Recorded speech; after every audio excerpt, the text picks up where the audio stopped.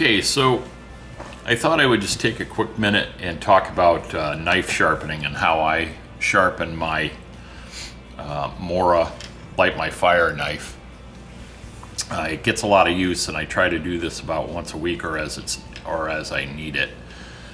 So the first thing I want to do is go over the stone that I use.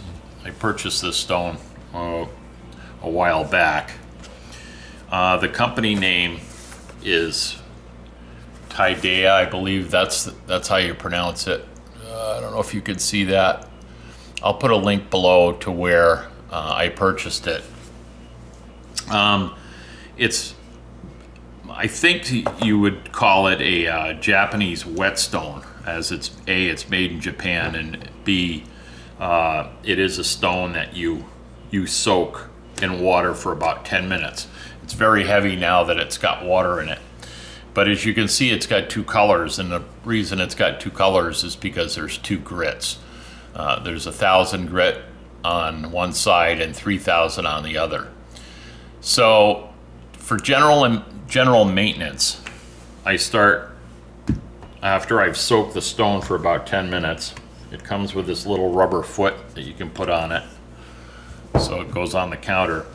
After it soaks for about 10 minutes, I simply take the knife and do one side, then I flip it over and I do the other side, going from 1,000 grit to 3,000 grit. Now the Mora knife has what's called I believe it's called a Scandi grind to it. I don't know if you can see that, but it's basically a straight grind here. Okay, it's no cupping, it's not convex or concave, it's just flat where you see it, with the exception of this piece up here, which it's like a secondary grind to it, which never really gets done. You just continue the same sharpening all the way through the edge of the blade all the way to the top, even though it just gets a little narrow there. It's not this entire piece here. So normally what I do is I do the number of strokes that I take on here, and I'll show you that technique in a minute. If I do 5 strokes one way on one side, I'll do 5 strokes one way on the other side. And then if I still don't think that that's enough, I'll do 5 more. So that gives me a total of 10 on each side. And then I'll flip it over and I'll do 3 times the number on the other side. So if I did, 20 times total on this side, then I'll do 60 times total on the other side. So it'd be 30 and 30, or whatever the case may be. Okay, so I'm just going to go through a simple 5-stroke on each way, and then flip it over and do 15 on the other side for you. So normally what I do is I take the stone and I place it so it's facing away from me. And you got to put it on, obviously, a solid surface. And the nice thing about this stone is it comes with a rubber foot. So even though on my Formica counter is nice and shiny and slippery, it doesn't really move. And then I simply start at the back here, placing the knife. You can feel where the angle is. And then I just press my fingers right there just to keep it flat. And then I grab the handle with my other hand. And I've got, I don't know if you can see this, I'll turn it so that you can see how I would do it. I make sure that it's pretty much up against the handle here. And on my Mora, there's a little bit of an angle to it. So if I just went, 90 degrees to it, I'm not going to get the full knife. So I have to sort of start like that. And then I work that way. All right. So basically just start, and then you just push it along. And then as I get down a little bit, then I move the knife to the outside and get that last piece on the tip because it's curved.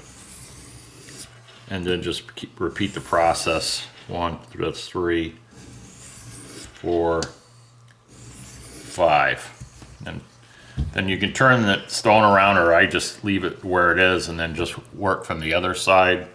Same thing. Press it down, and work back. 1,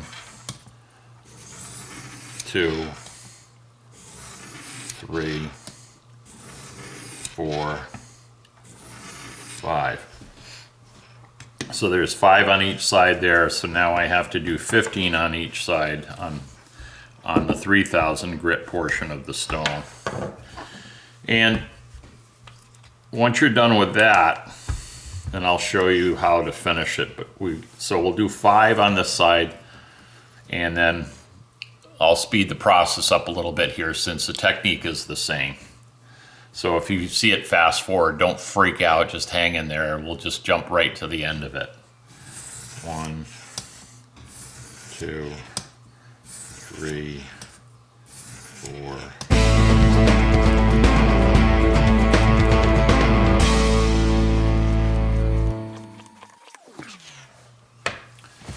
Okay, at this point, we've done 10 strokes on the 1000 grit side, and we've done 30 strokes on the 3000 grit side.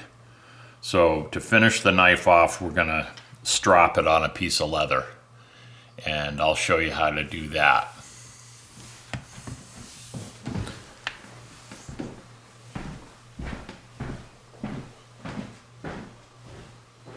I've taken a leather belt and I've attached it to the handle of the door handle in my house. It's just an ordinary leather belt, and I use the rougher side of the belt. This one's got a little bit of a curve to it, but it's still usable, and not the decorative side, because the decorative side usually is pretty glazed and shiny, and I don't want that side. So I want the rougher side of the belt. Okay, so basically all I'm going to do is take the knife and I'm just going to run it back and forth on it. And the idea, the heat of that leather and the friction that it causes takes away that little piece of, that little thin roll of steel that you've created when you're sharpening it. Now you could strop this, you know, if you had a leather belt on. I don't usually wear a leather belt, but if I was smart, I would get myself a leather belt, wear it on my pants, and then I could strap my knife anytime I was in the woods. So that's something to think about. And just go back and forth. You don't want to go against, you know, like in a cutting action against it. You want it to trail away just ever so gently, or just a little bit of light pressure, not a lot of pressure on the knife when you do that. And the theory is that if you did it, if you did 60, 30 strokes we did at grit 3000, we should do this about 90 strokes, so another 3 times as much. But I just do it until I feel like it's enough, and I think that pretty much will do it. And you could take your fingernail and just kind of go across the edge here, being careful, you're going across, not against it, obviously, to see if you can feel a lip on there, and I don't feel any lip on there whatsoever.